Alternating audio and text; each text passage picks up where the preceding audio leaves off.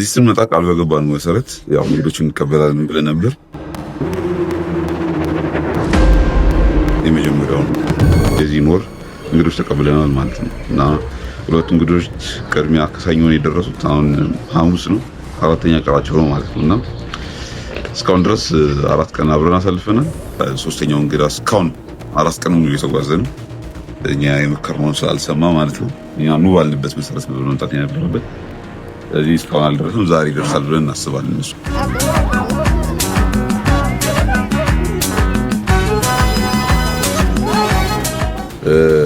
በዚህ በ4 ቀን ቆይታቸው ውስጥ እንደ ቤታቸው እንዲኖሩ ያደረግናቸው የተለያዩ ነገሮችን የተለያዩ አክቲቪቲዎችን እንዲያደርጉ አድርገናል።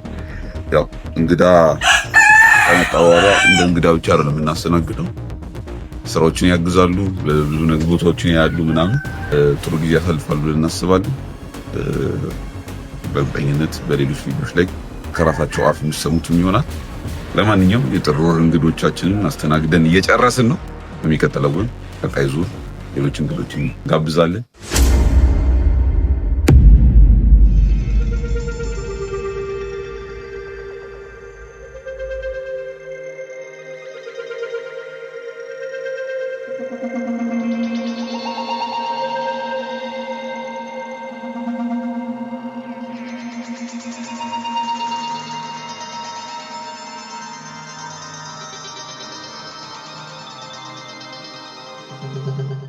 ዛሬ የመጨረሻ ቀናችን ነው። ወደ ቤት ልንመለስ ነው።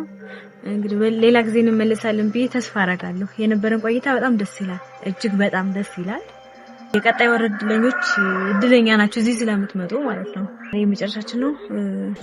ዮኒ በጣም እናመሰግናለን።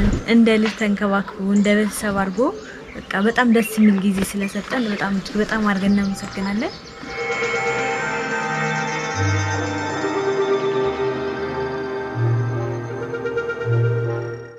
መንገዴን ትቆፍራላችሁ? ተነስ ከሱ ላይ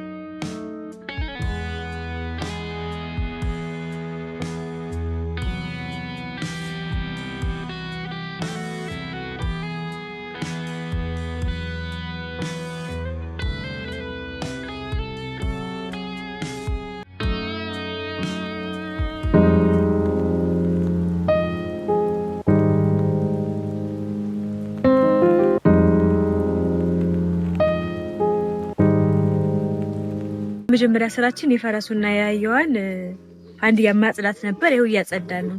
መጨረሻ ላይ ምን እንደሚመስል አጽድተን እናሳያቸዋለን።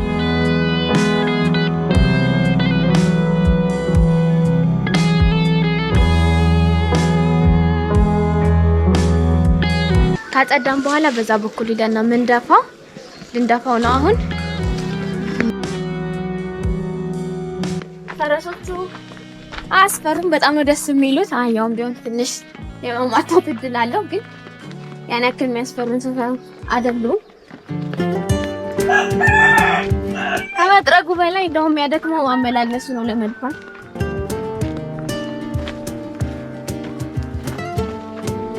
እዚህ ጋር ነው የምንደፋው።